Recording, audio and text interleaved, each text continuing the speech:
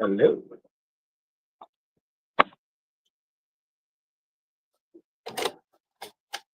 Hello, everybody out there in Radio Land. You are tuned into The Divide with Marcus C. Williams. You're listening to The Divide here on WRFZ 106.3, and we are here to talk to you in your ear and share the conversations that we need to hear. Right now, we've got so much going on in our country, in our nation, that I love so dearly. But we've also got so much going on around the world. If you're following us online, please hit the share button, hit this, share, get it out everywhere, as many places as you can, your friends' page, your enemies' page, a group that you're in, and make sure that you hit the like and the thumbs up and drop a comment, and we'll do our best to pop the comment up on the screen and talk about it as we go. So let's go and jump right into it. I've been seeing a lot of stuff online about these tariffs.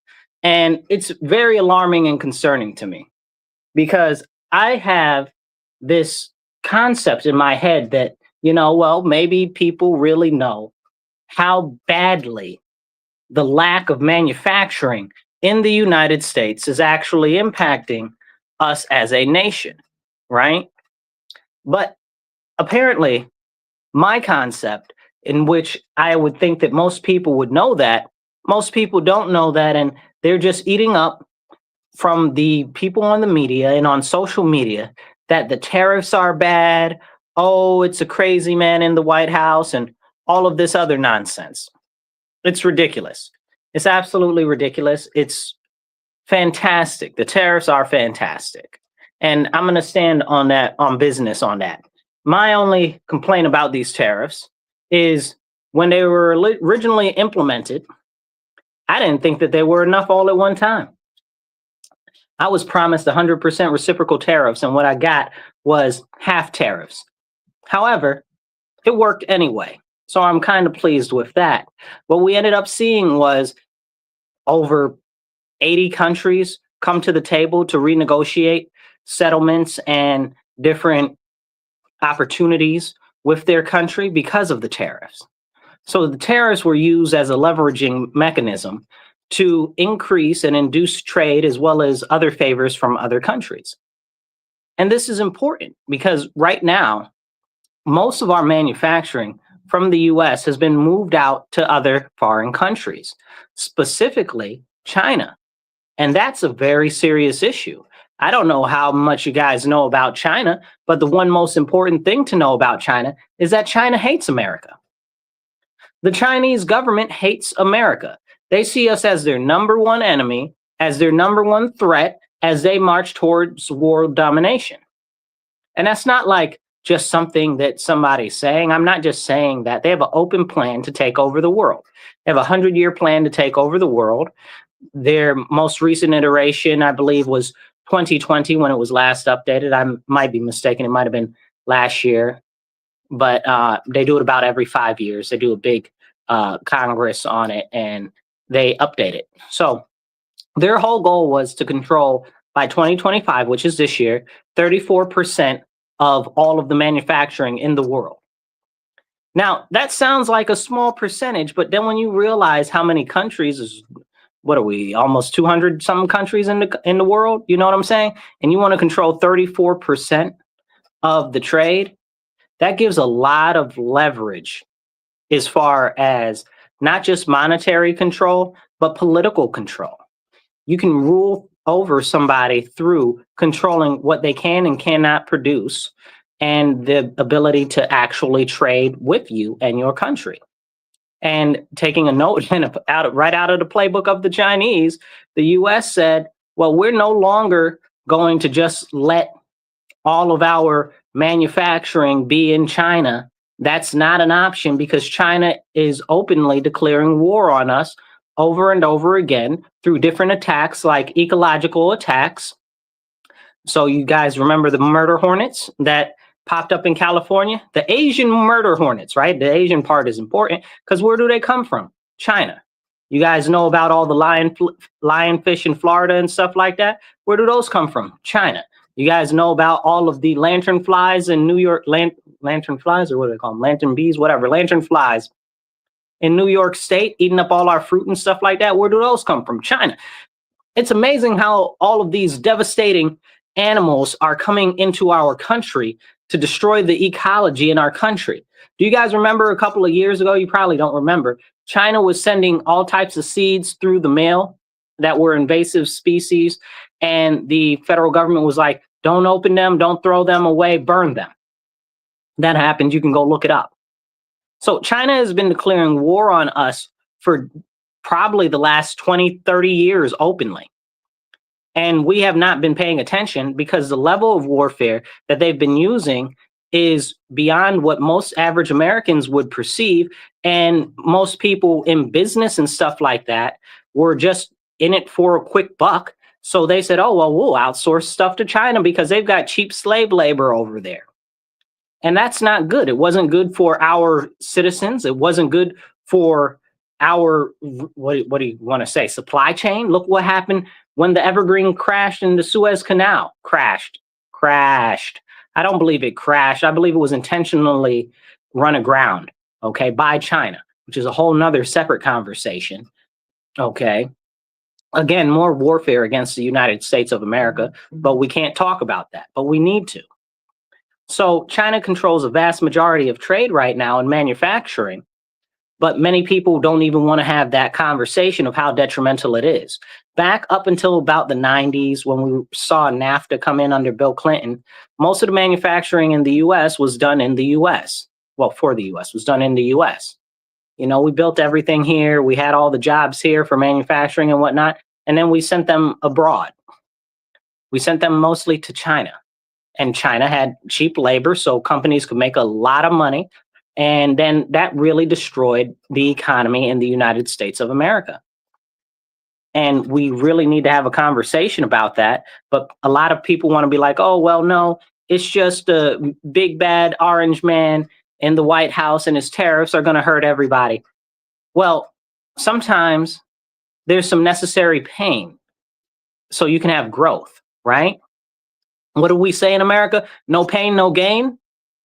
This is the pain part. And honestly, it won't even hurt as much as everybody's talking about, because what do we get from China that everybody is so concerned about? Well, everything is made in China. What everything? What? Cheap consumer goods that really, honestly, we could go without.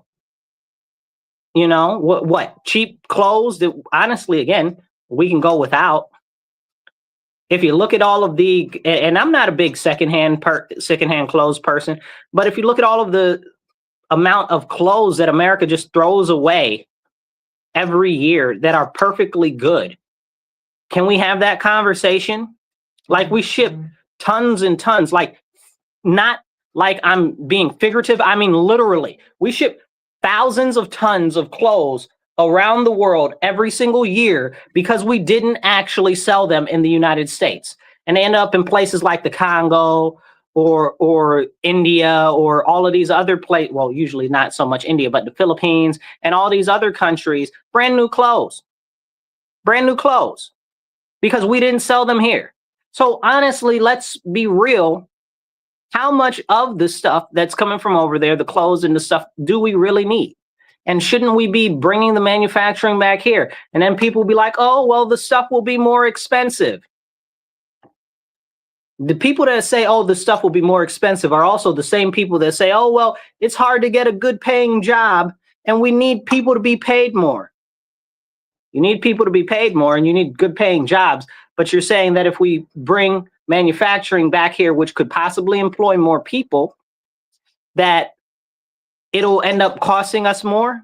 Well, don't you know that that's how things work? If you want to get paid more at the job, the cost of goods are going to have to go up. That's what happened in the food industry. That's what happened with McDonald's and all of these other fast food places, which I don't like that. I trust and believe I got a lot to say about that, because that goes into the minimum wage and the ridiculous nonsense that our government is trying to force on us, which is really basically essentially eviscerating our dollar, because they're like, oh, increase the wages. You can't do that. That's not how the market works. If you increase all the wages, then the cost of all the goods goes up, which means that the cost and the value of your actual dollar goes down. Hello, is anybody listening? You know what I'm saying? Like, that doesn't make any sense.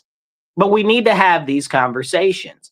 And most people don't want to have these conversations, not realistically and definitely not holistically, even though that is a common saying that especially many Democrats like to say, and people on the left, they like to say holistic, holistic. That's one of their big buzzwords. But when you want to have a real holistic conversation, people don't want to have it. And it's very serious. Lewis, I see you made a comment. Hold on one second. Let's see what Lewis is talking about. Lewis says, minimum wage increases increase your costs of doing business and living. That's true. That's exactly what they do.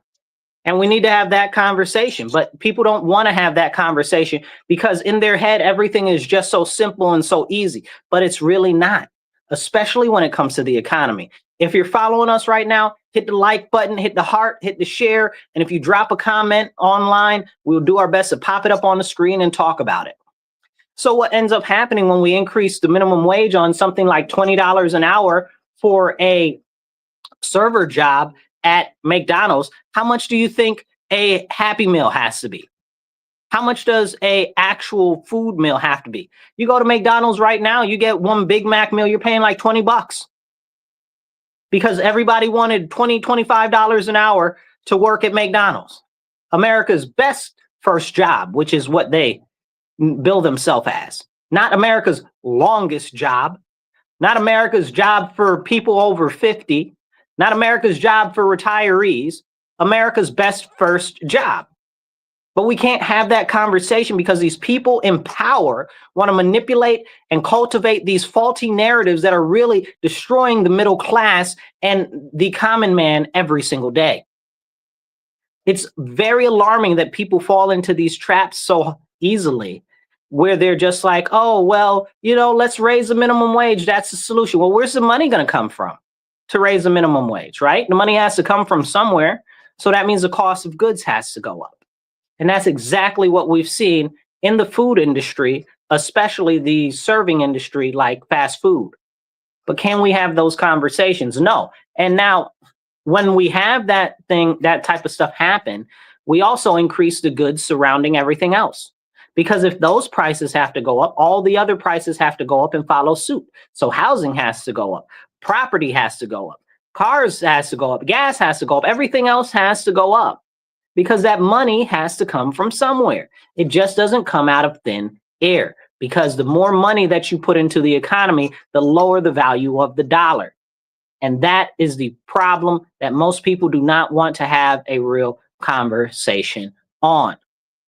And I bring this back to the tariff situation, because with these tariffs right now, it's going to take some time. There's going to be some growing pains, right? Because we're going to have to reshore all of that manufacturing back to the US. It's going to take probably 5-10 years.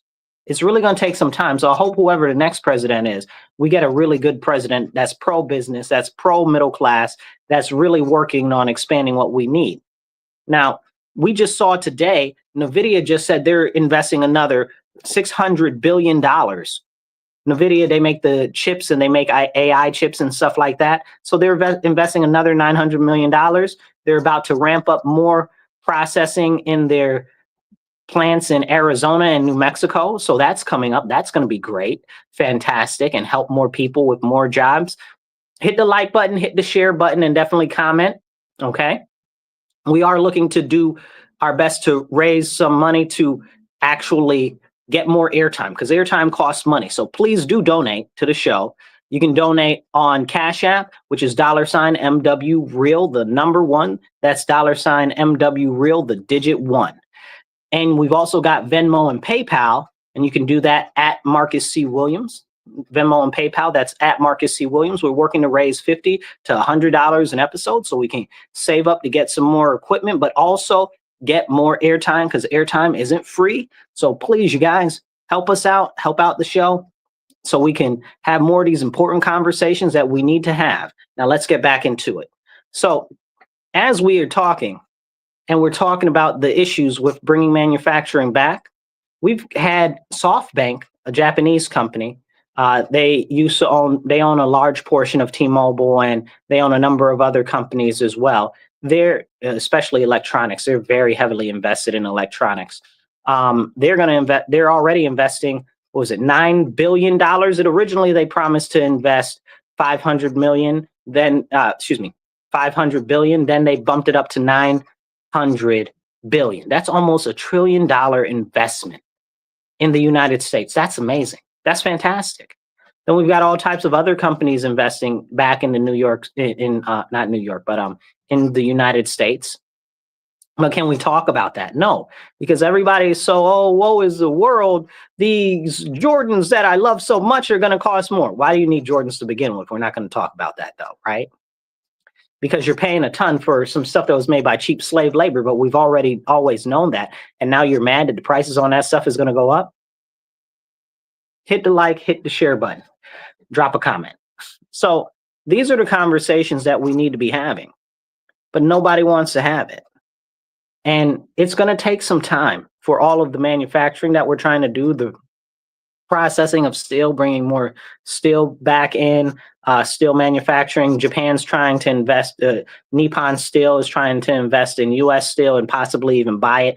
I'm not a big fan of them buying U.S. steel. U.S. steel is a strategic resource for us for shipbuilding, building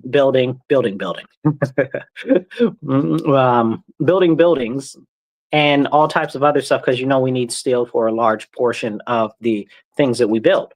But also, it's a real serious industry that we need to work on reviving, because most of our steel right now comes from foreign countries, China, Japan, stuff like that. Back in the 90s, 80s, maybe it was the 80s. Well, anyway, before I was born, really.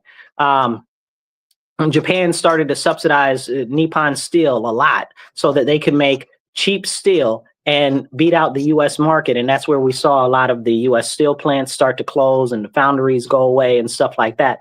And we need to bring that manufacturing back here. We're short what? Something like 200 airplanes. We're short like, I don't know, 500 ships that we need for the Navy. Some people will say it's 250 ships, Marcus. It's really like 500 ships. Let's be honest. Okay. So where are we going to get the parts to manufacture that if we have a trade war, or if China decides to announce that they're not doing business with us anymore because they're going to go invade Taiwan? Can we have that conversation? Which they keep saying they're going to invade Taiwan, and the U.S. keeps saying that we're going to protect Taiwan. And I don't see us protecting Taiwan at all. I don't see that happening. So, but that's gonna be a test, and we need to do everything we can to hobble China. Okay. Cut their legs out from underneath them before they go into Taiwan. Because they go into Taiwan, it's going to be big bad for the U.S. and a number of other countries in that area over there. And it will just give China more power. And then they'll really have all of Asia under their control. And that'll be bad for the U.S. and the rest of the world. And it'll be China's ability to control 1/4 of the whole world directly in their area. That's a problem. And we need to do everything that we can to prevent China from doing that. So this trade war is fantastic. Okay, you want to call it, what do you want to call it? A trade war, a tariff war, whatever. Okay, it's fantastic because it's harming China bad. Factories are struggling because now they're not getting the number of orders they want. The people that are making orders, because of the tariffs, they want to cut deals with the manufacturers, and the manufacturers are like, that's not even really sustainable for us. So we might not even be able to produce the products and stuff like that. So it's hurting China's economy. And China has this culture of super hard man strength, right? Like they can't do anything else but be strong. So China won't give in to the tariffs. And that was what the president was counting on. He was counting on China not being willing to give in to the tariffs, because he knows that Xi Jinping has to portray himself as a strong man. And if he doesn't, he'll get overthrown by his own leaders and by his own subordinates in his country. And he can't have that. So he's going to have to take a posture of strength, which means that he's most likely, now they've pumped up the tariffs over there. What the heck? I mean, and it's crazy because let's think about this, right? We have a lot of products that we get from China, right? But China doesn't have a lot of products that they get from the US. They just don't. So them bumping up the tariffs on the US doesn't even really do anything but hurt themselves. And somebody is like, oh, well, the farmers are being shut down because of that. What do you mean? China's bought up so much farmland in the United States of America that is pitiful. I don't know how they were ever able to do that, but all of them need to be kicked out. I don't think that any foreign country or anybody from a foreign country should be able to own any land in the United States of America. That is against the interests of our national security, and it should not be allowed. Okay? Can we have a real conversation here today? Hello. So, but this is a problem. So they try to say, oh, well, it's hurting the farms. What farms? No farms are being hurt. Look at it. U.S. is one of the biggest markets as far as production when it comes to pigs and pork. Okay. We produce all the pigs, right? China loves pork, right? But what companies own all of the pig farms? Chinese companies. Can we have that conversation? Can we have that conversation? No, because nobody actually knows anything about agriculture, and the ones that do don't want to have a real serious conversation because they know that it'll make them look bad. They're like, oh, well, it's causing farmers pain. Which farmers? Why can't they sell their food here in the U.S.? That's the big conversation, right? If the farmers are making it in the U.S., why can't they sell it in the U.S.? You mean because of all the horrible regulations by the government that prevent them from selling so much food in the United States? Like if you produce too much milk, you got to dump it all out. That's a thing. You guys got to look that up. That's insane. Okay. Because they want to do control costs, because really the cost of food would be way down if we let the market establish it instead of the government over regulation. But let's be honest. The pig farms are owned by the Chinese. So nobody, who's getting hurt? China's hurting themselves, right?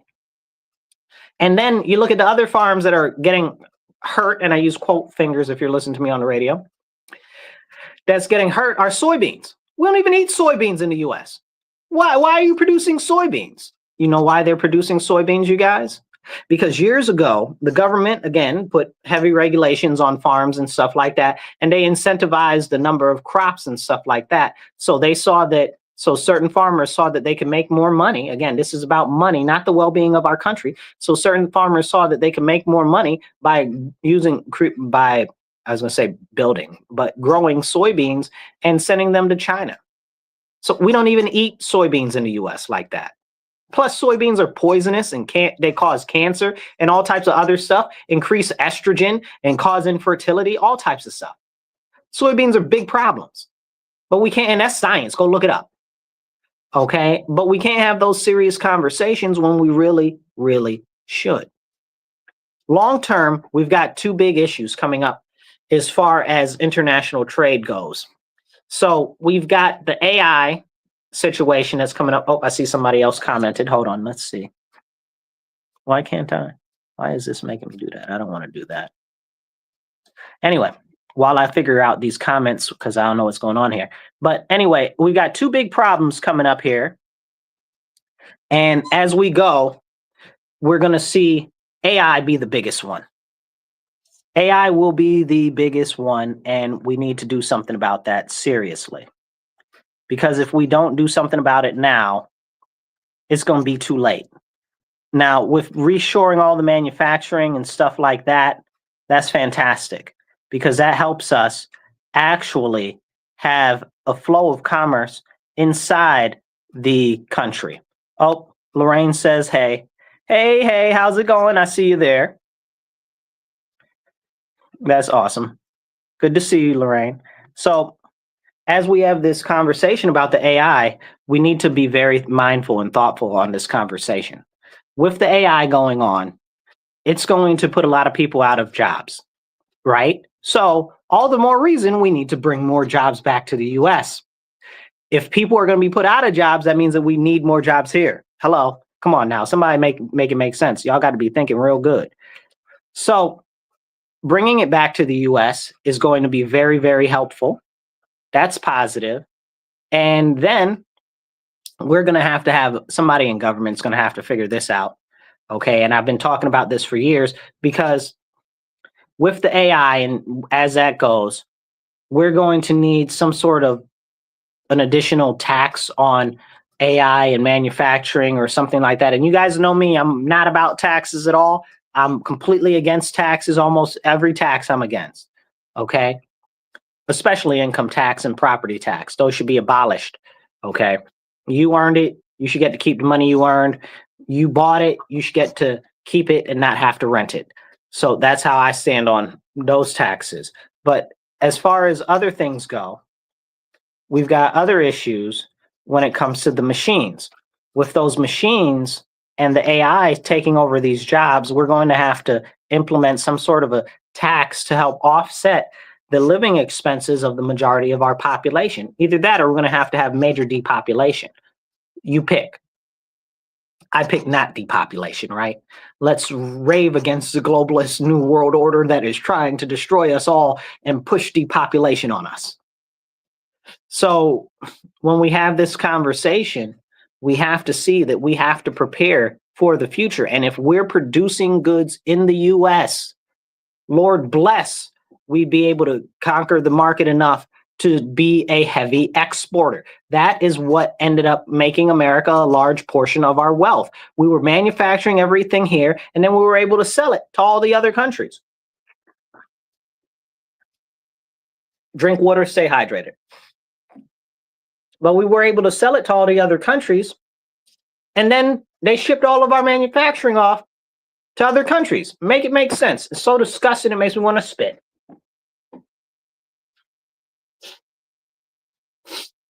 But this is the problem here.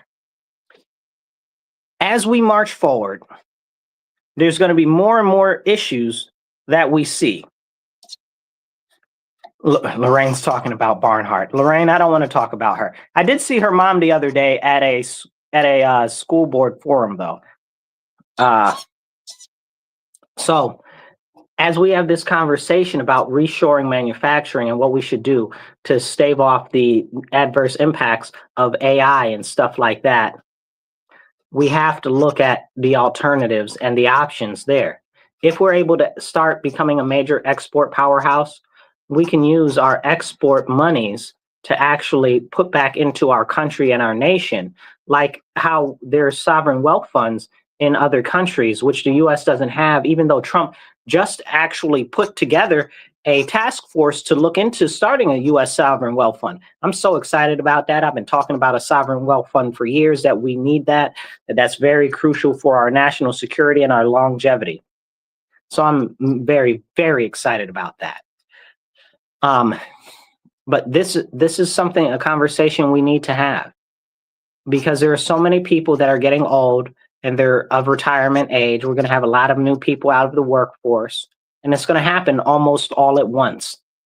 Almost all at once, because there are so many baby boomers, and then the baby boomers didn't have enough children because they were told, oh, don't have kids. Part of the depopulation agenda again. Don't have kids. Wait till it's late in life. Be a girl boss. Don't be a mom at home. Don't take care of your family. You know, all this nonsense that they were trying to preach to us and push in the media and through movies and music and nonsense, so that people don't have kids. Now we have a whole issue because we don't have enough kids. We don't have enough people that are paying into Social Security to keep Social Security alive. Social Security is going to be gone by, I believe the CBO said 2035. That's 10 years. We got to do some major restructuring if it's going. Social Security going to be gone in 10 years. Medicaid's gone in 2050. No, excuse me, that's wrong. Medicaid's gone in like 2040. The only one that we have that's long standing is disability benefits, which is 2050. It's going to run out of money. And these are the conversations that we need to be having. But nobody wants to have those conversations. But again, this goes back into reshoring the manufacturing. It goes back into the stuff with the AI, and it goes back into actual production for the United States of America. If we're not thinking about this long term, that's the problem, you know. Like I come from the microwave and internet generation, okay? We want everything and we want it now, right? So we want everything and we want it now. It's got to be now. And that's really messed up the brains of a lot of people, because they can't think long term and they don't have any foresight or long sight, because it's all about right now, immediately. So when we're talking about long-term productivity and sustainability, a lot of people aren't able to think along those lines. That's why we need to have these very important conversations. Now, as we beat this drum on the tariffs and on reshoring manufacturings for some time, I'm going to make sure that I tell you guys, hit the like button, hit the share button and get this out to more people. Every like helps kick the algorithm to show it to more people. Hit that share button because these are the important conversations that we need to have. And drop a comment. We'll do our best to pop it up on the screen and take part in that conversation. Do remember that you can donate. Please do donate. We're trying to raise $50 to $100 an episode so that we can get some more airtime and maybe even get another show during the week. But airtime's not free, so donate. It's Cash App is $MW Real, the number one. That's $MW Real 1. We also have PayPal and Venmo, which is at Marcus C. Williams. Just drop like 10, 25 bucks. Nothing too crazy, whatever you can do. We also have givesendgo.com/Marcus C. Williams. We got a comment here. Let's pop this comment up. Lorraine says, what's Lorraine say? She says, I don't know if I believe that I see people having babies all the time, and I thought the fraud they found would stop the loss of Social Security. Okay, so what did I do? So no, you think you see people having babies all the time, Lorraine. Okay, how many children did your grandparents or your grandparents' brothers and sisters have? 12, 13, you know what I'm saying? Like most people in America that are American citizens that have a lineage of at least 4 or 5 generations, they'll tell you their grandparents had like 12 kids, you know? Their grandparents had like 12 kids. So even like my grandparents had like, what we got? My grandparents had like 6 kids. My great grandparents had like 14 kids, you know? So like that. So no, we're not having enough. Imagine that. So you're going down. So think of it like this, right? Because she's asking about the birth rate as well as Social Security and stuff like that. So think about it like this, right? You got 2 parents, right? So 2 parents, you need to have at least 2 kids to keep that number going. But if 2 parents have 1 child, then you're missing a person. And that's what we've been seeing as far as the birth problems that we have. So we need to go back to families having 5, 6, 7 kids. But in order to do that, everything has to be made affordable for them to be able to do that. And because the value of the dollar has diminished so greatly because of a number of reasons, but also like we talked about earlier with the minimum wage and stuff like that, and with trade. But because of that, we need to increase the value of the dollar for our spending power so that your dollar can buy more. Right now, a house, the price of a house since, I believe, what is it? It's 25 now, 2020, is up almost 190% in most places. 190%. That's the average of the home prices have increased. How is that even sustainable? How can anybody afford that? You know what I'm saying? So I was watching a thing on housing the other day, and they were like, oh, yes, this house here was $100,000 in 2020. Now it's $350,000, and it just sold for $559,000. And this was some guy that was trying to buy houses, and he was flipping out because him and his family couldn't afford anything because they kept getting overbid. And if you live in the Rochester area and you've been looking for a house lately in the last couple of years, you know exactly what I'm talking about. Things are going way crazy over prices. And most likely wherever you live in the country, it's been like that in most places. Some places are starting to cool down, but this comes from industrial investors taking over all of the properties that they possibly can. New York State, our governor, Kathy Hochul, is talking about, oh, she's going to try to put a law in place to make a 75-day pause so that what do you call them? Institutional investors aren't able to buy properties. Are you dumb? Like, that's so stupid. Like, the only thing you're going to do is hurt the everyday person trying to buy a home. That means that houses are going to sit on the market way longer because people aren't going to want to actually take the first offers that they're getting. They're going to want to wait to see what the industrial investors will do. Sometimes I've gone down to the city or the county and gone to where they auction off the foreclosed properties and stuff like that to check them out and see what they got going on. You got like 4 or 5 people there every time. It's the same people, and they got all of these people that give them money to buy up the properties, and they'll go to the property will be like, yeah, it's $25,000 that's owed on the property to buy the property, and they'll overbid it like $70,000. What are you doing? What are you doing? You're destroying the market for everybody else. But they can because they're funded by private money, and it's not illegal. Not that I would even know how you would make that illegal. And that's a big issue. So I'm going to answer the conversation about the Social Security in 2 seconds here. But in the meantime, I got to do this. Thank you for listening to The Divide on WRFZ 106.3 Rochester Free Radio. You are tuned into The Divide with Marcus C. Williams. This is the #1 conservative talk show in upstate New York. We thank you so much for tuning in. And make sure you tell all your friends and family and even your enemies, Mondays, 2:30 to 4 p.m., tune into The Divide with Marcus C. Williams. All right, so now, as far as the Social Security goes with the babies being born, Social Security is a pyramid scheme, okay? So if you don't have enough people on the bottom, you can't get the money to the people on the top. And what we have right now is we have a pyramid that's inverted because the generations previously didn't have enough babies. Even my generation isn't having enough babies. And that's a serious issue because they told you not to have any babies, and they made everything astronomically expensive. It's out of control. We need to increase the value of our dollar, okay? And that's called deflation. But everybody's like, no, we need to have controlled inflation. You're a retarded person, okay, if you say that. You don't know what you're talking about, and you have no concern for the general everyday person in our society. And they'll be like, oh, well, that impacts trade in other countries. I don't care about other countries. I don't live in another country. I live in the United States of America. Why would I care about Gabon? No offense to Gabon. You know what I'm saying? I'm just picking a random country. Like, why would I care? Why would I care? That impacts their trade. Don't care. I do not care. The people in my country are struggling. And I know for a fact that if gum, that I remember gum used to be 10 cents a pack. Okay. Then it was 25 cents a pack. Now it's like $1 for a 5-pack of gum. It's out of control. That's just gum. You know what I'm saying? Like, can we be real here? Can we have a real serious conversation about this stuff?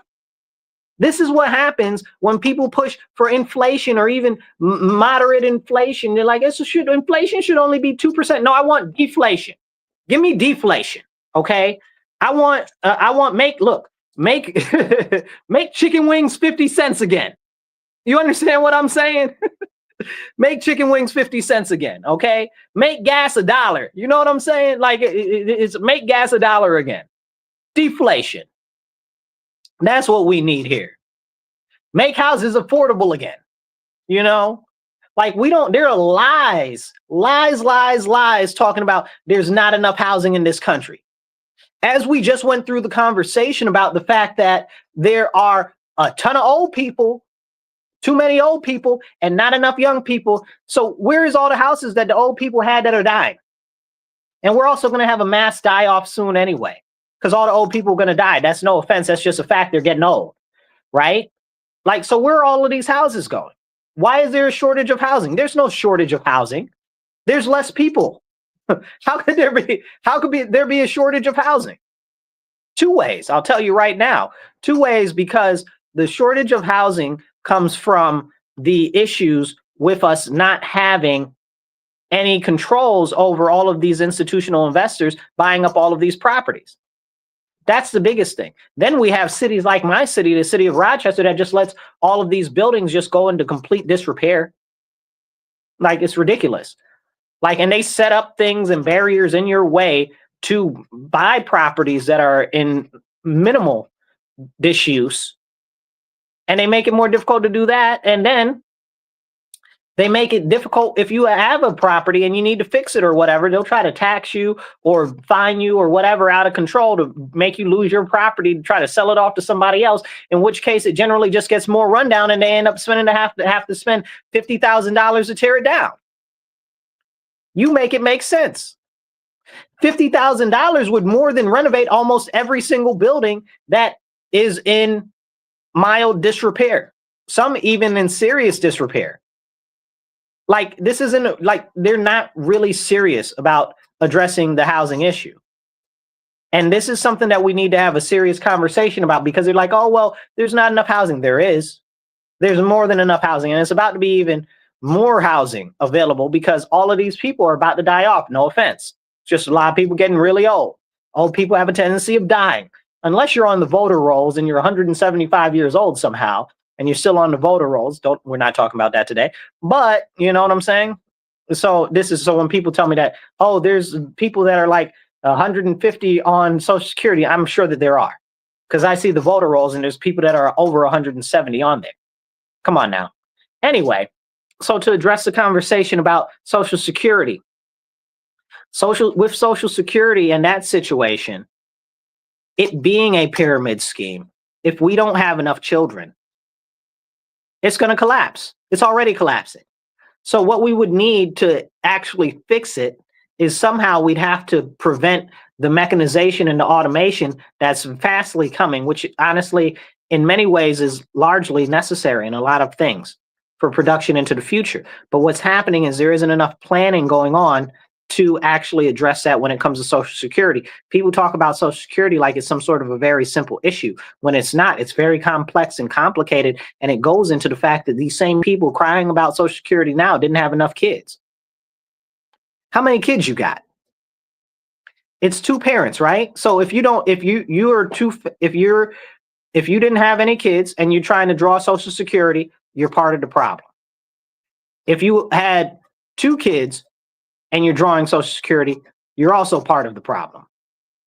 And that's because you need more kids, at least 3 kids, to be in the workforce, to actively pay for the two parents. And honestly, I believe the number is, and don't quote me on this, but I'm trying to remember. I believe the Office of Budget Management says that to pay into Social Security adequately, you need 5 to 7 individuals per person to be paying into Social Security in order to have it even out.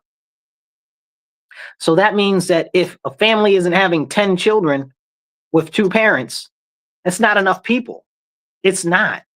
The numbers just don't merit it out. And we need to have those serious conversations. But again, with the automation, and I want to get off this topic in a second and go somewhere else. But with this automation, we're going to have to put in different types of taxes and things to see what we can do to harness the ability to make money in another way. Like, I'd love to see this sovereign wealth fund situation. Let me explain it for people that might not know what a sovereign wealth fund is. Think of a sovereign wealth fund like an investment account, but the investment account is for the whole country, right? And whatever monies it makes are for everybody in the whole country. It's kind of similar to what goes on in Alaska, where every year they get a payout from the oil companies who are drilling in Alaska. So it's kind of something similar to that. It's also very similar to what we have with Social Security and Medicaid and stuff like that, because you pay into it, they go into these interest-bearing accounts, the accounts invest in other things, and then they go up. At least in theory, that's what it is. But Congress has been raiding the Social Security Trust since Obama got in office, and Medicaid is about the same. They've been doing that for the last few years. It's a very serious problem, and they don't want to talk about it. And that means that if they're taking money out of the trust, right, not out of Social Security itself, well, out of Social Security itself, but specifically the trust itself, that means that there's less money that you can gain interest on. There's less money that you can profit on. So the less money in the trust, the less profit. The less profit means that there's less money to hold for people to go out in the future, right? Like, people don't have these serious conversations, but that's the reason why we need a sovereign wealth fund. And I really hope that this oil production takes off as well. And I hope that they drop oil in America to basically zero. You know, I want to be one of them countries where they paying like 10 cents a liter. Okay, I'm over exaggerating. I haven't actually seen a country paying 10 cents a liter, but like 34 cents a liter or whatever the case is. You know what I'm saying? Like, I say that in jest, right? Because that's not American money. That's like pesos. Like, so I mean, like, because they have like a glut of oil. And honestly, that goes into the issues that we have right now with the Environmental Protection Agency and car regulations and stuff like that.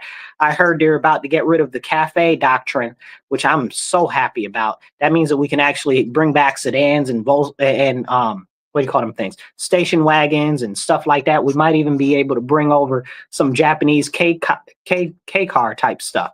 Now the K car type things are really small vehicles that are very practical for people that don't travel very far or even do moderate amounts of work. So they're inexpensive, they're small, they're very baseline. They don't do too terribly much. They don't have too many amenities. Cost you $10,000 brand new, and you just buy that and drive that, But also older sedan types, because the cafe laws basically are the fuel emission standards laws. And what they've done is this is why we see so many SUVs too, which is also a crazy thing. And that's why cars are so expensive now, because the way that it's offset, depending on what category the vehicle that you're driving falls in, it has to have a certain emission standards. And if it doesn't fit that, you can't sell it, or there'll be an extra tax on it additionally, which will cost more money. And it's crazy. So I hear that they're looking into getting rid of that. Lord bless, may that happen, because we need that. Now, as in other things that are going on in the world, as we march down this conversation together, drink water, stay hydrated. Make sure you hit the share button, the like button, hit a heart, drop a comment, okay? And we'll do our best to put the comments up on the screen and talk about them. So, as we have this conversation about everything going on in the world, we just saw today President Trump was talking to the president of El Salvador.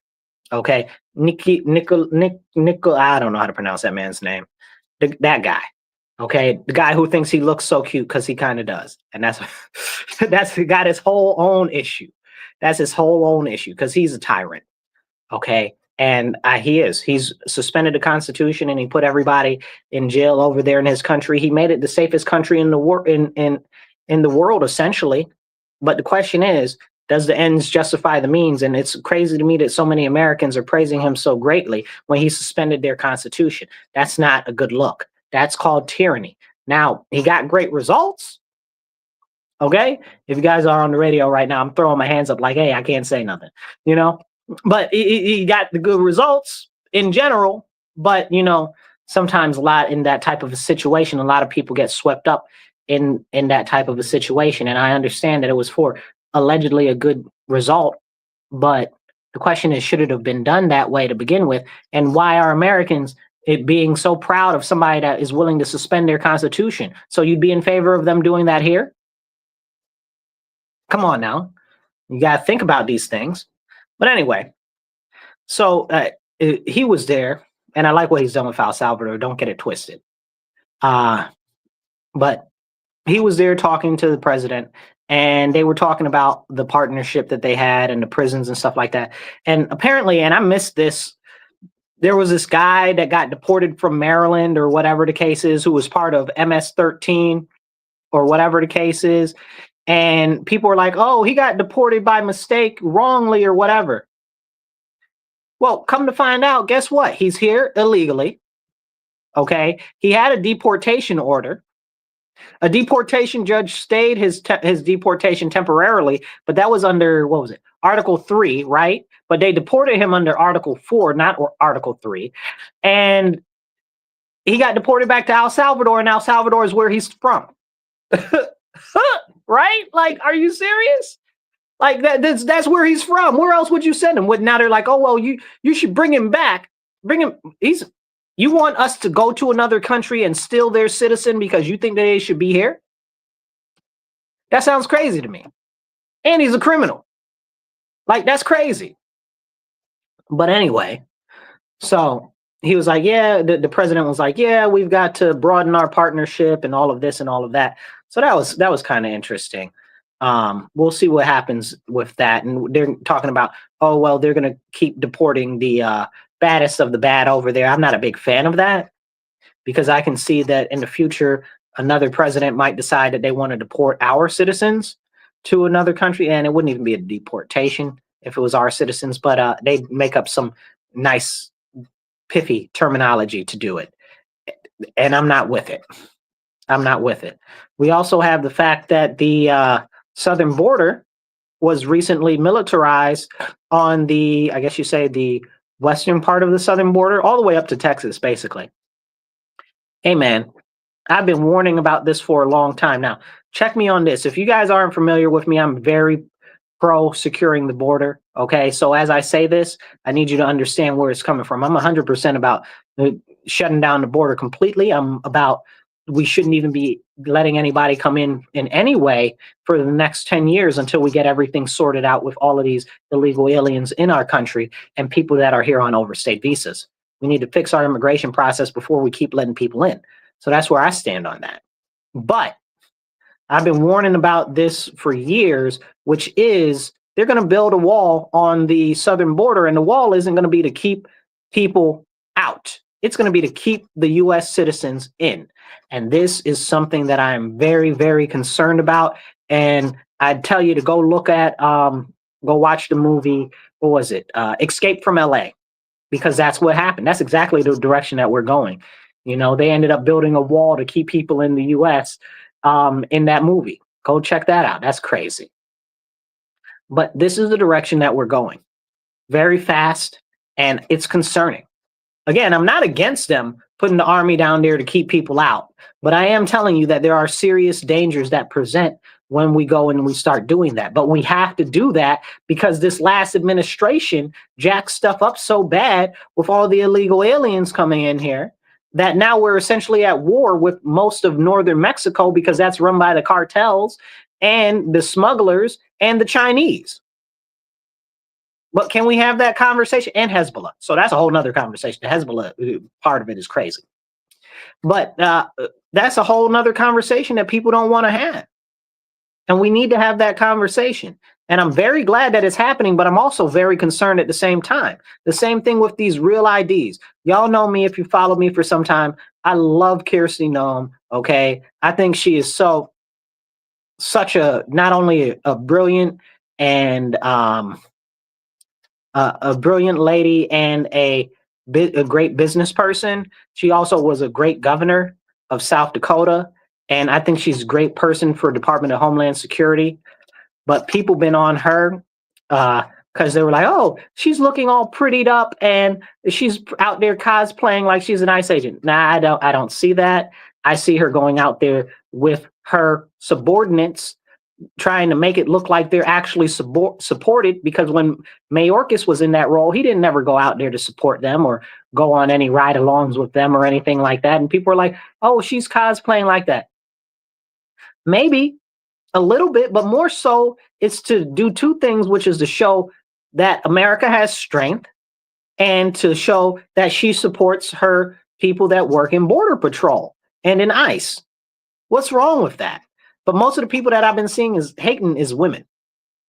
I guess that's a thing, you know, women hate on other women, especially when they're pretty. And I think she's pretty. She had way too much makeup on, though. That's a fact. I don't like makeup. Most men don't like makeup. That's women. That's a message for all the ladies out there listening. We don't like makeup. As a general standpoint, we don't, because it's a false bill of goods, right? You know what I'm saying? But she was pushing the other day. I see that comment there. I'll pop that comment up in a second. She was pushing the other day for the real ID. And that is a very serious problem. Real ID is technically unconstitutional. They did some maneuvering with that after the Patriot Act to try to get it passed. What happened was, and you can look this up, originally it was the National ID Card Act, which they tried to push, which is basically a German's papers, please, okay, where they want to check you at all types of checkpoints inside the country and stuff like that. Remember they tried to do that during COVID in different states? Yeah, they were talking about implementing that in COVID, where you had to present your ID and who you are and where you are and show your biometrics and all of this nonsense. Okay, dystopian surveillance state nonsense. Okay, so now they've got the real ID because the National ID Card Act was ruled unconstitutional.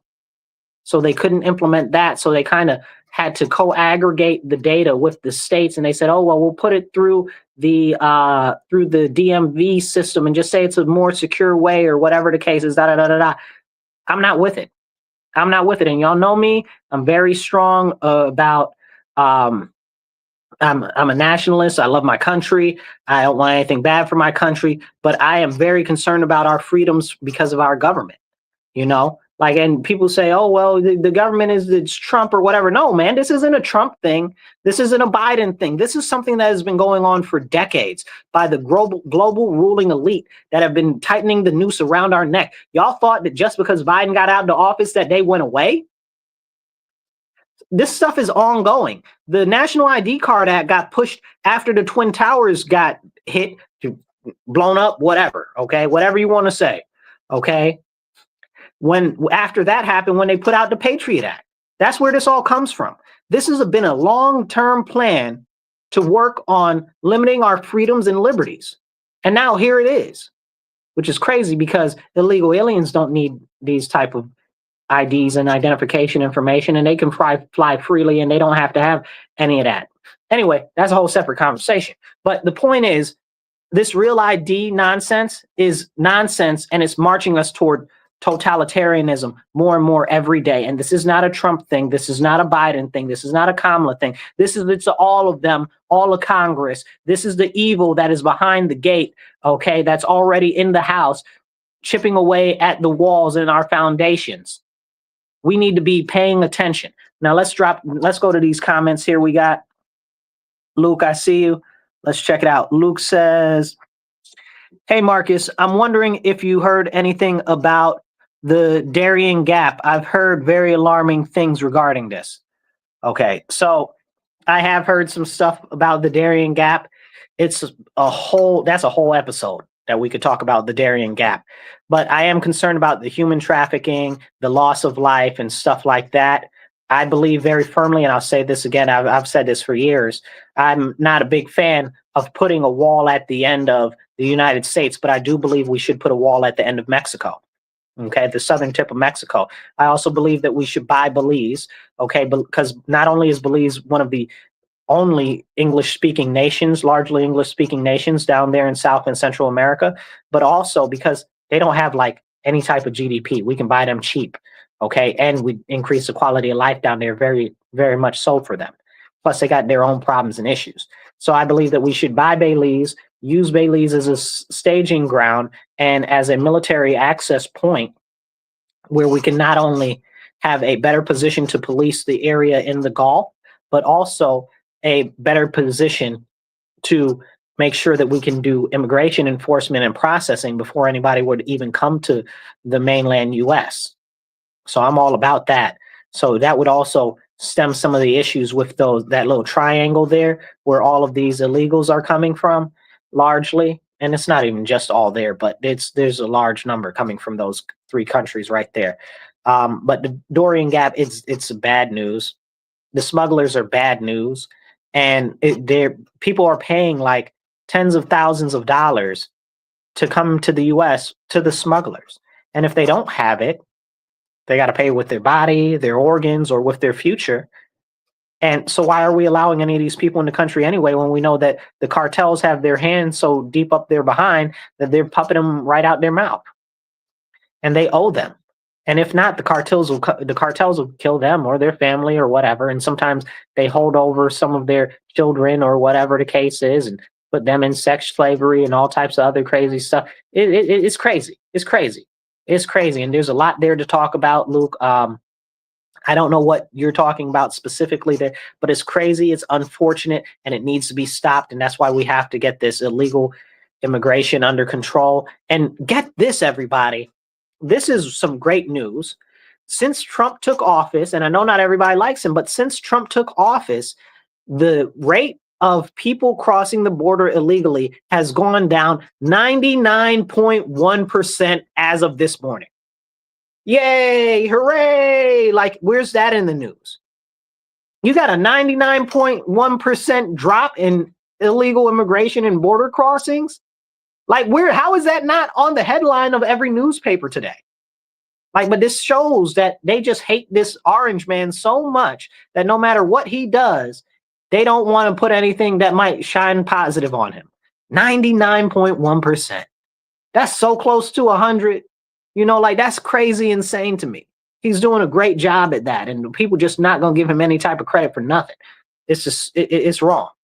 Even when I don't like a politician, I give them credit for the stuff that they do that's good and on point. Drink water, stay hydrated.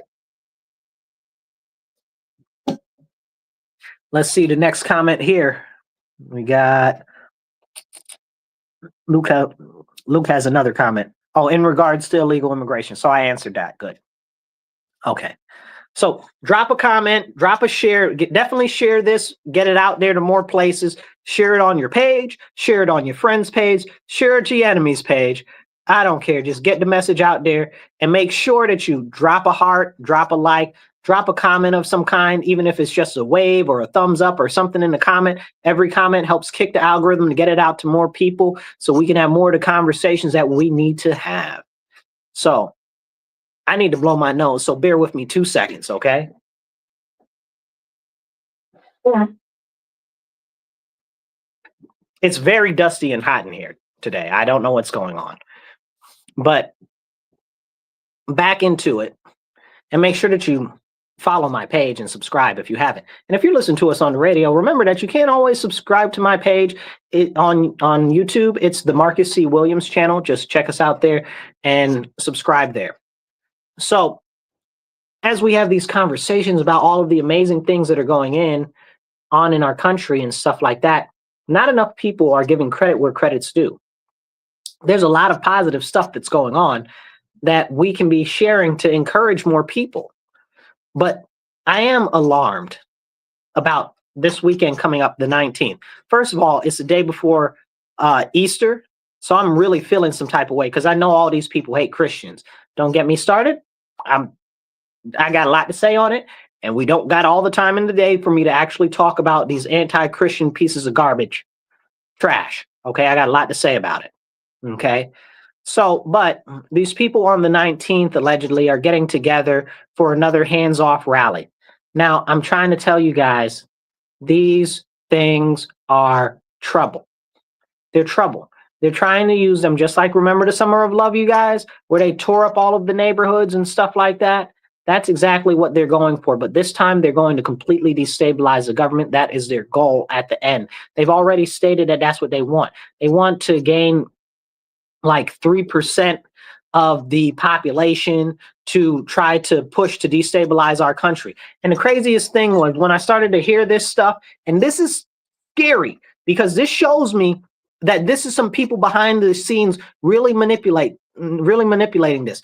So if you guys know who the 3%ers are, okay, they're a quasi-military group, okay, I guess you would say a militia type group. They're known to be anti-government, which they're not really anti-government. They just believe that the government has been overstepping their bounds for years and they need to be tipped over and poured out, which they're not wrong. They're not wrong. The government is trash, okay? They've gone far and beyond the way our Constitution and founding documents were. They're doing way too much. The taxes are way too high. We fought a whole war over 2% taxes, and here we are. We got almost 40% taxes. Are you serious? But don't get me started. Anyway, I only bring up the 3%, the 3%ers, because you'll sometimes hear them called by other names or whatever, but they'll have the arm patch on or whatever, and it's got Roman eyes, so 3 eyes, the number, like, you know, they represent the number 1. So 3 of them, and that's usually, and then it's got stars around it. That's usually them. Okay, but sometimes it can be other groups, but it's usually them.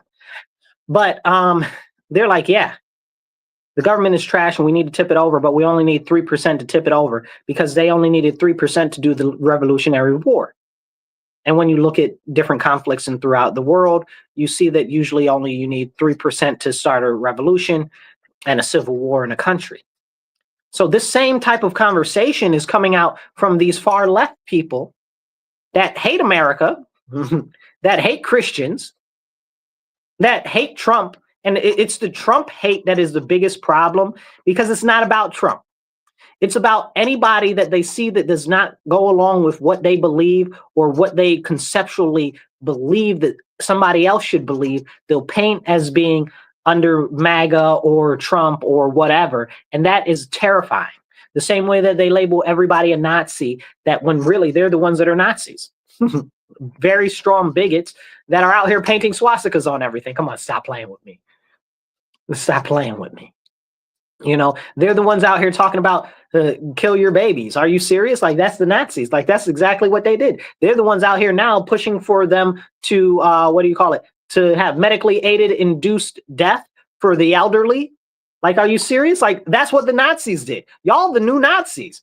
The left is the new Nazis. Like, you're pushing everything that the Nazis did, and then you're talking about, oh, well, the MAGA people and the Trump people and the conservatives, they're all Nazis. Really?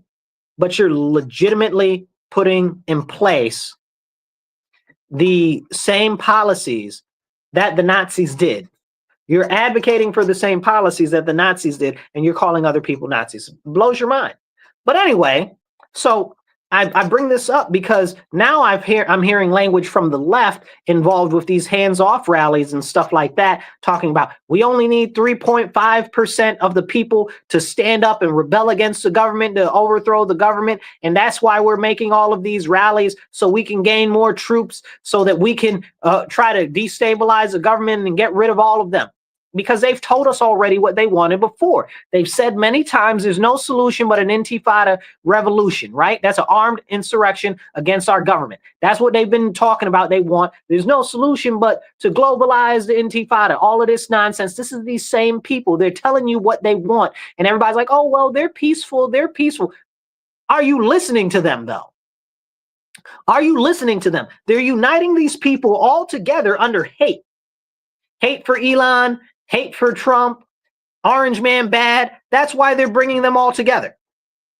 And there was a thing that one of their groups put up, and they said, oh, well, we're going to keep aggregating more people together and stuff like that, and we're going to get more people together so we can start picking out people that are going to be willing to commit more serious levels of action that everybody isn't going to be willing to do, because we're going to need to take aggressive action, and not everybody is going to be willing to make the sacrifices that are necessary to meet our goals. What?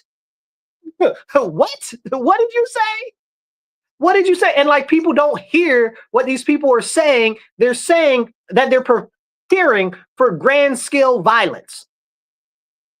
That's what these rallies are about. These are the first steps. This is their turn to attempt to overthrow our country with a color revolution. But more so than that, and more concerning is, and I'm trying to get a grasp on this to figure out exactly how we got to handle this. They're being manipulated and used by the elite. Again, it goes back to the elite. These same people that have been in power this whole time, that have been pushing all of this stuff this whole way, no matter who's in office, it don't matter. Okay, the Western elite that are in the power, the people with the money behind the scenes that are really pulling the strings, trying to promote this globalization, destabilization, and depopulation. That's who's really maneuvering these people, and they're too blind to see it. Like, and they're turning them into domestic terrorists. It's going to be a very serious thing that's going to end up inducing more expansive control and surveillance by our government, and possibly even martial law. People need to pay attention to this right now. And they need to be like, no, this has to stop. This has to be broken up now, before it becomes too big of an issue to actually address. And I don't know what we as conservatives or other groups do to work on stopping this. I'd say arm yourself, buy more ammo, okay? Because these crazy fools gonna get cockamamie out of control, okay? If something serious doesn't happen to stop it. But also, should we be forming militias to push back against them? Well, that's kind of what these people in power want. They want us to go to a civil war. They want to destabilize our country. So what do we really do? Buy more ammo. That's what you do. Buy more ammo. Buy more ammo. Buy more ammo. Buy more ammo. If you don't have a firearms license, if you need one in your state, go get one ASAP. That's why Kathy Hochul's trying to make it more difficult right now for our citizens in New York State to own firearms. She just put in a whole bunch of three new regulations, making it more difficult, while the criminals running around with all types of weapons. And the government is really the ones who pump all the weapons in the community that are illegal, but we can't have that conversation either. We know that by various different documents. We know that by the guy that they killed that was one of the detectives in LA when he exposed that it was the government that was pumping the drugs and the guns into LA. We know that from the Fast and the Furious operation with the DEA and the FBI in Mexico. Like, we can't have these serious conversations and understand that there is a embedded cell. There are embedded cells inside our government that are not serving the American people. They're actually serving as a destabilizing force to keep calamity and serious nonsense going in our country and to promote it even further. Drop a comment, drop a like, put a thumbs up, put a heart, and let's have these serious conversations that we need to have, because this is the type of stuff that we need to talk about now, because there won't be any time to talk about it in the future. Now, as we go on here and we talk about this serious issue with this next rally, and then they got another one, I think, planned for the weekend after that or whatever. Again, I'm not fine that they're trying to do this on Easter weekend. I think somebody needs to take off their belt and spank all of these people. Okay, they need behind whoopings. Okay, just for the straight disrespect. Okay, to the Lord our Father. But there's other conversations about that and how they hate America and how they are anti-American, most of them. Okay, but the fact is, this should be concerning everybody, because while everybody won't participate in the violence and stuff like they're trying to start to gather and co-aggregate these people for, more of them will be getting active to support all types of terrible, horrible, far left candidates this year and next year in the midterms. And if the people that are considered to be conservative or Republicans or even blank voters or independent voters or libertarians don't see what's going on and don't get active to counteract this, we're going to be in a very serious situation where we might end up with the communists in charge of many of our states in the next couple of years. Like ASAP. This is a very, very serious issue and very alarming. And in New York State, they're already pushing all of this extra surveillance and all types of cameras in society, and they're putting out these robots and stuff like that. And there's just an article that they did in the news here where I live about them, the police using all types of extra drones and stuff like that. I'm a big supporter of the police and public safety, but I don't support them using any type of drones or robots or anything, because I know the direction that leads us as far as our whole government goes. I love my country. I don't trust my government because I know better. And any good American should love their country but not trust their government. Okay? Because we have the literal whole history of the United States of America to point out why we shouldn't trust the government. Drink water, stay hydrated.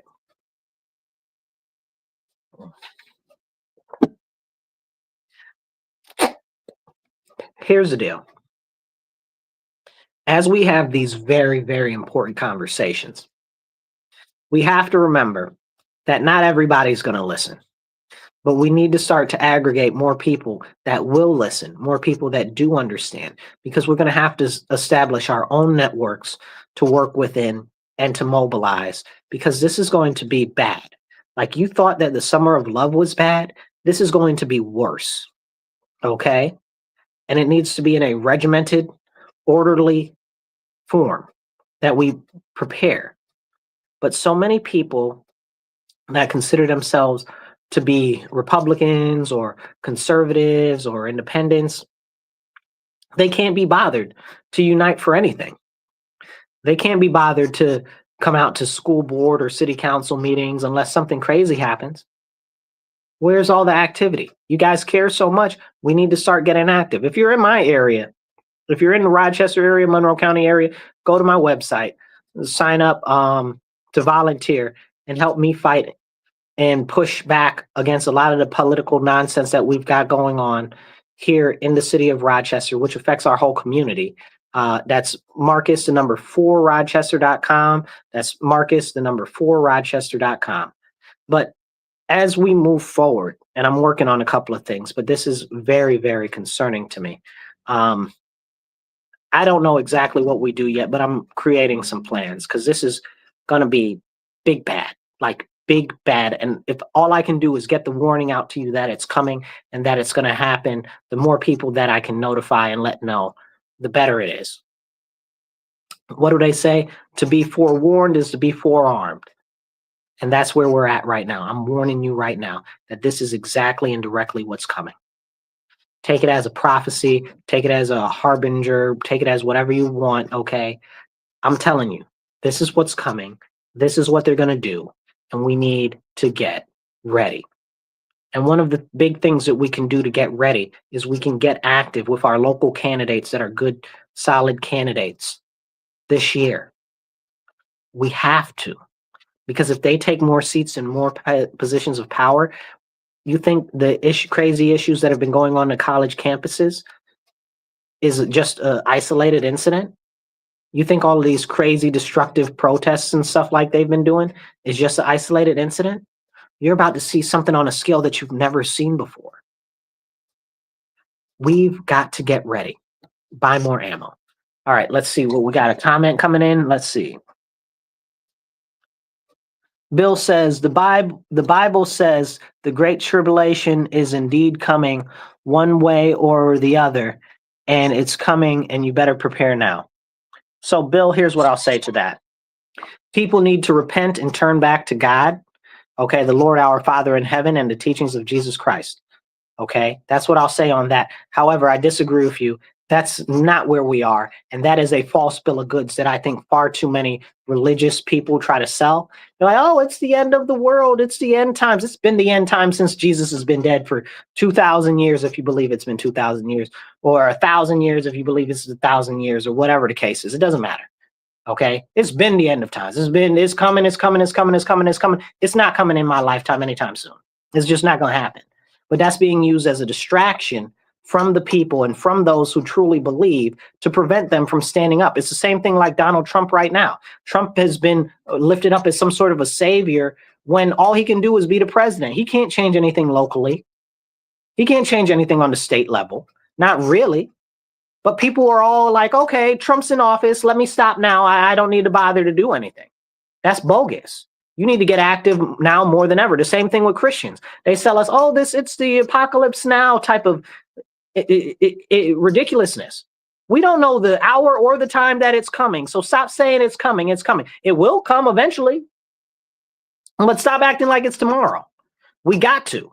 Because that's a cop-out that I see from so many. They're like, oh, I don't need to worry about getting involved with elections or anything like that because it's the end of times and it's going to be the end of the world and Jesus is going to come back. Nobody's coming out the sky to save none of us. What's wrong with y'all? What's wrong with y'all? What Bible are people really reading? We're supposed to stand and occupy. That's action. That's action. Where is the action from the Christians? Explain it to me like I'm 5, because I don't see nobody getting active that's Christian on the scale that we need to. We see them destroying Christian values. We see them taking Christianity out of everything in our country. That's why we got so many problems in our country right now. But can we have that conversation? No, because we got a whole bunch of weak, lily-livered Christians. I said exactly what I said. Giant rebuke against the majority of the Christians in our nation. Get right and come back to the practices that we're supposed to have. And then we got all this passive, hippy-dippy nonsense Christianity going on. Oh, we should just let it happen and we should be passive because Jesus was all about love, love, love. No, he wasn't. First of all, Adonai is a man of war. Our God, our Father is a man of war. Okay? Jesus was a man of war. Okay? They're like, oh, well, he didn't kill off people and stuff like that. And da, da, da, da, da. The whole Bible is a treatise on war. Y'all need to read it. Maybe you need to read it twice. Okay? Because I don't know what you guys are reading. When Jesus came, he said he came to make people separate and turn against fathers against children and children against their parents and all of this because he knew that when you preach the true gospel of what's going on, it's going to cause conflict and conflict will lead to war. We need to go back to having different factions of war-ready individuals like they did during the Crusades. We need new knights all over again because we don't have that as Christians, and look at how they do us.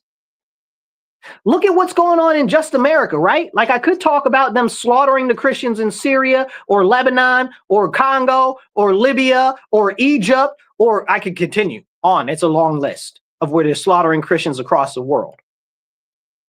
But right here in our own backyard, in our country, You can't talk about Jesus. They don't want you to preach the gospel and all of this stuff. In England, you get arrested for it. In Ireland, you get arrested for it.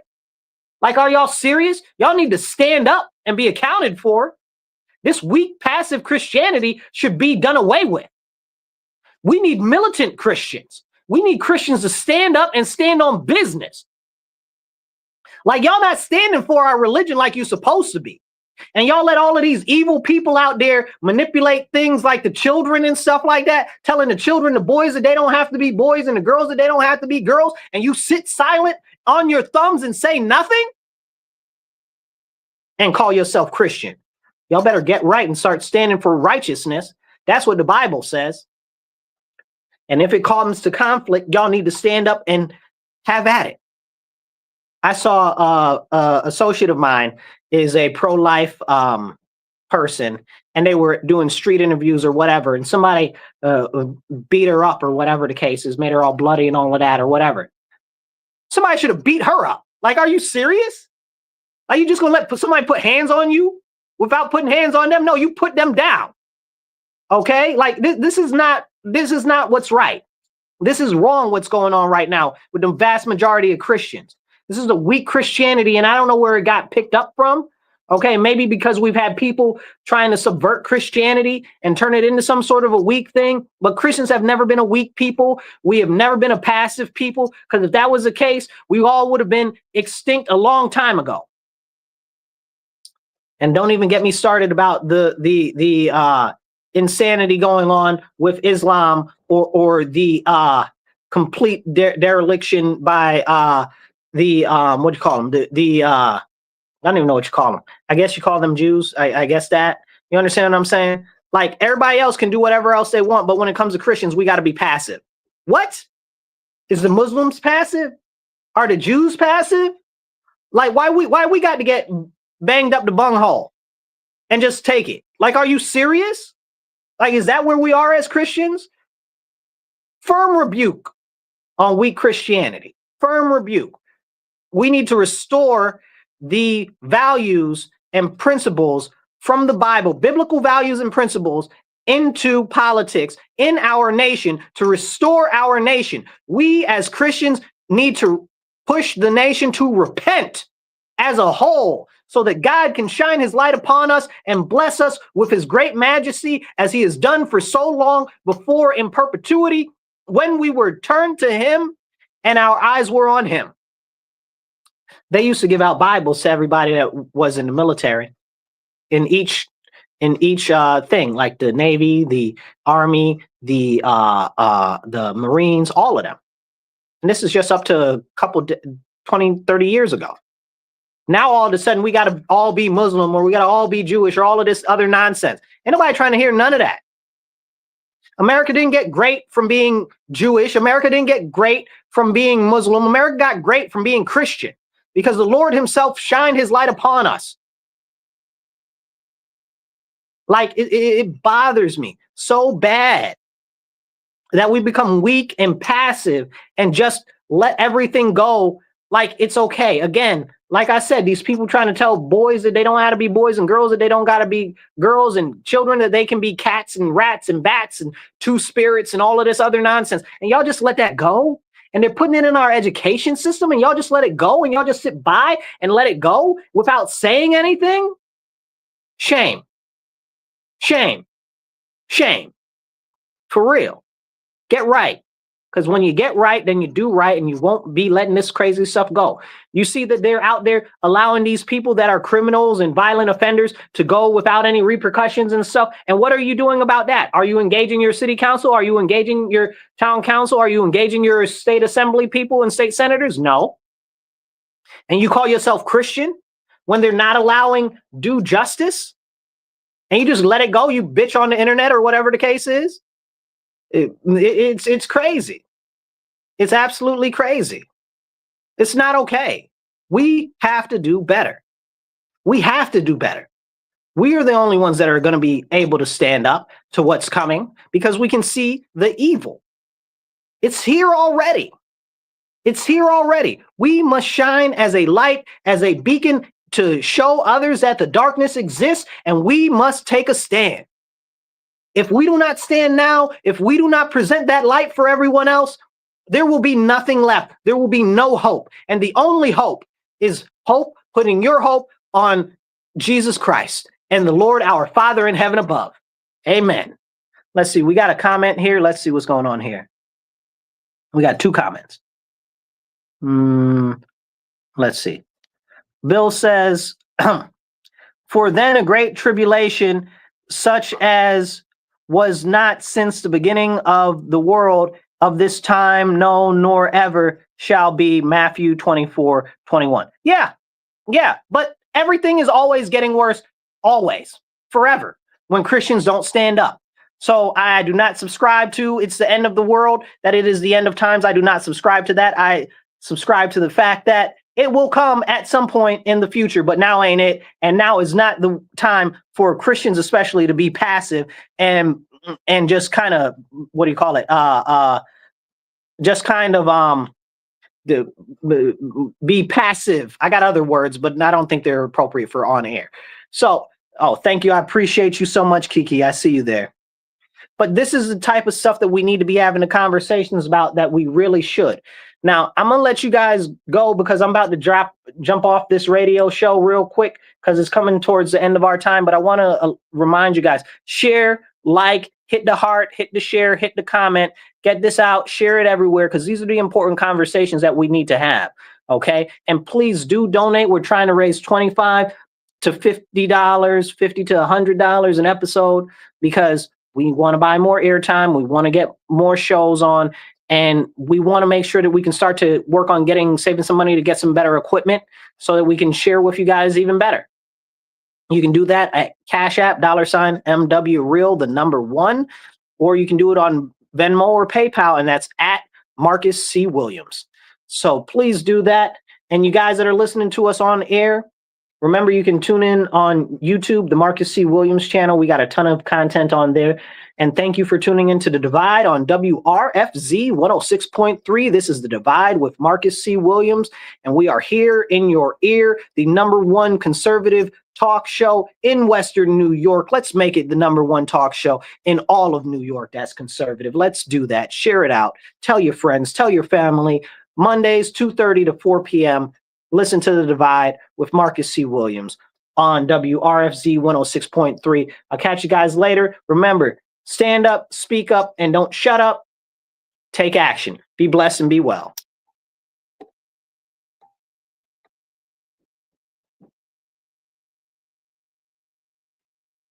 Now, you guys that are with me online, this is serious what's going on in our country right now.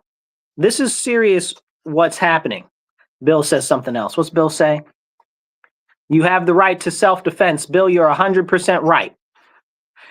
But it's more so than just self-defense that we need to focus on. It's defense of morals, values, and principles that are continually being eroded. If we don't stand up against the grave evil that is permeating our society today, nobody else is going to. Us, the righteous few that see what is wrong. Us, the righteous few that know and understand that the direction that we're going is not a good one. Us, those who know that it doesn't matter who's in charge of the presidency, that we have to get active locally. That's it. That's the bottom line, especially the Christians. I live in a town, and I many towns are like mine. We got 1 billion churches. But they teaching alphabetism in schools. You make that make sense to me. How is every church not up in arms about that? How is that going on in our schools? Make it make sense, because it's about the children, right? And they're not teaching reading, writing, and arithmetic. Can't none of them do any of those things, but they can teach that. Why? It's got nothing to do with the basic skills that they need for life.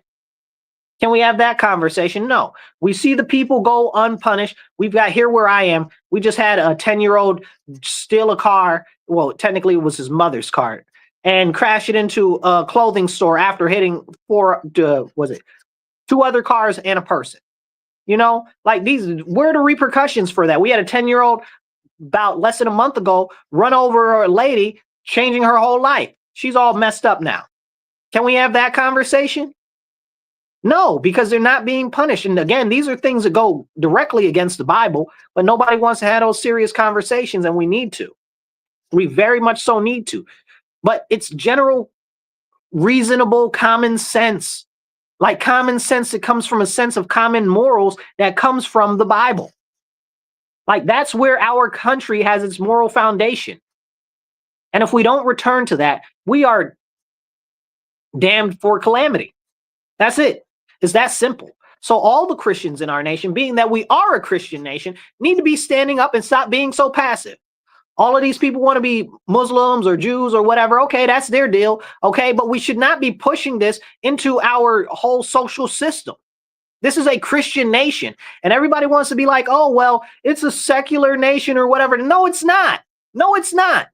The first Bible issued in the United States was approved by Congress and even had a page in it saying that it was authorized by Congress to be put into schools so that the children could have something important to read. The Bible, authorized by Congress. There's still a couple of those copies floating around, but they old now. Old as dirt. I want one of those copies. I really like that. I'd like to start collecting old Bibles if I could. The older the better, but that's a separate conversation. But this is what our nation is founded on: Christianity. Okay, you know, when I was little, they used to talk about all the Puritans or whatever the case is. Huh, guess what? Christians. You know, the Unitarian Church back before they lost their rabid mind. Okay, Christians. Now they're apostasy. Okay, that's a whole crazy another conversation. Okay, maybe they were always apostasy. They just hit it better before. I don't know.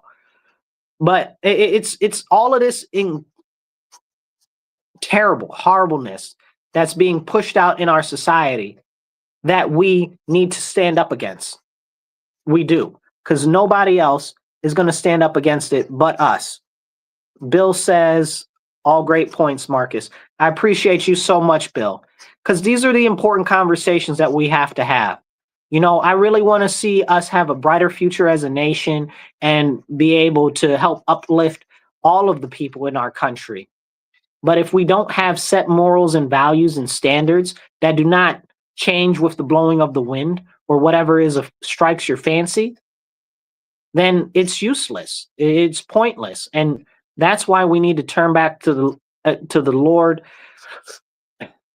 our Father in heaven above. And so many people have gotten away from that. And we have to return to the teachings of Jesus Christ. That's it. It's simple. You know, and people will say, oh, some people be like, oh, well, Jesus never existed or all of this nonsense and all of that. And I'm not trying to hear none of that, what you're talking about.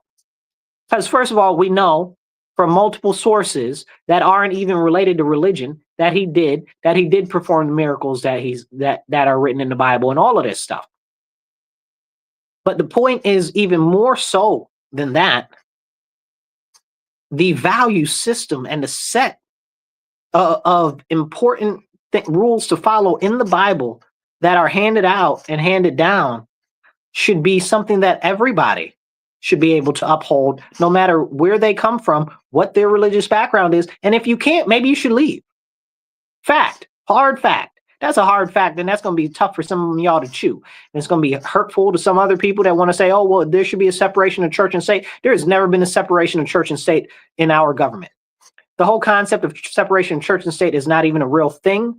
Okay, that came from a letter that is not actually law, and it wasn't about actual separation of church and state. It was about preventing the federal government from creating its own church, like what happened in England. Because again, like Kamala Harris likes to say, we exist in the context. It's all about the context.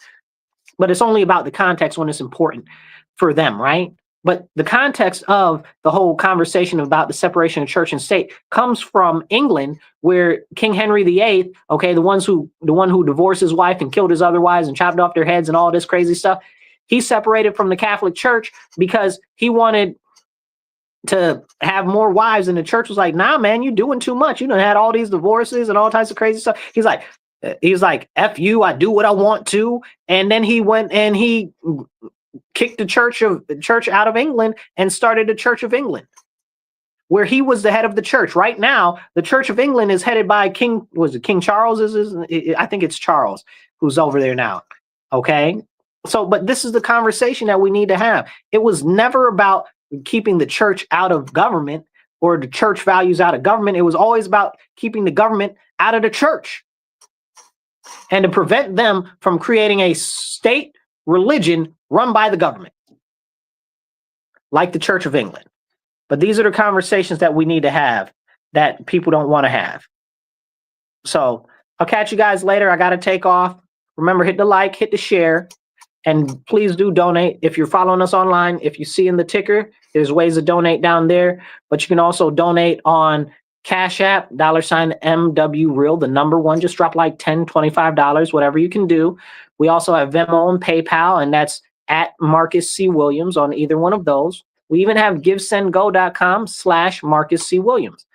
All right, I'll catch you guys later. Make sure that you like, subscribe, and share.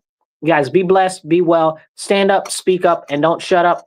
Take action. I'll catch you next Monday, and stick to my page. I got more videos about other stuff coming up locally and nationally. Be blessed and be well.